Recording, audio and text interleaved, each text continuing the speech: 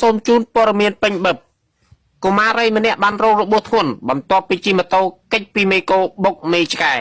ហេតុការណ៍នេះផងដែរបានកើតឡើងនៅថ្ងៃព្រឹកស្អែកម្សិលមិញនៅតាមបណ្ដោយកំណាត់ផ្លូវពោះវៀនជ្រូកនៅទល់មុខនឹងហាងការ៉ាអូខេឋានសួគ៌កាប់ផ្លោកកុមារីរងគ្រោះមានឈ្មោះថាយូរ៉ូឡូហសឡអភេទប្រុសអាយុ82ឆ្នាំមានមុខរបរជាអ្នកអត់លិតអាជីពយោងទៅតាមសាក្សីដែលមិនបានឃើញការកើតហេតុបាននិយាយថាគាត់ពិតជាមិនបាននៅកន្លែងកើតហេតុមែនសាក្សីម្នាក់ទៀតបាននិយាយថាពេលព្រឹកប្រហែលម៉ោង12យប់គេបានប្រទះឃើញក្មេងស្រីដែលមានអាយុ80ឆ្នាំនេះបានជិះម៉ូតូយ៉ាងលឿនធ្វើដំណើរពីមុខទៅក្រោយតាមបណ្ដោយទៅទទឹងលុះដល់កន្លែងកើតហេតុនាងក៏ប្រទះជាមួយនឹងមេកូហើយក៏បានដាក់លេខអាយ៉ែថយក្រោយបួងចង្កូតជន់ប្រាំងកិច្ចទៅបុកជាមួយនឹងមេឆ្កែប៉ូលីសបានចុះទៅដល់កន្លែងកើតហេតុធ្វើការវាស់វែងហើយនាំឆ្កែយកទៅសួរចម្លើយ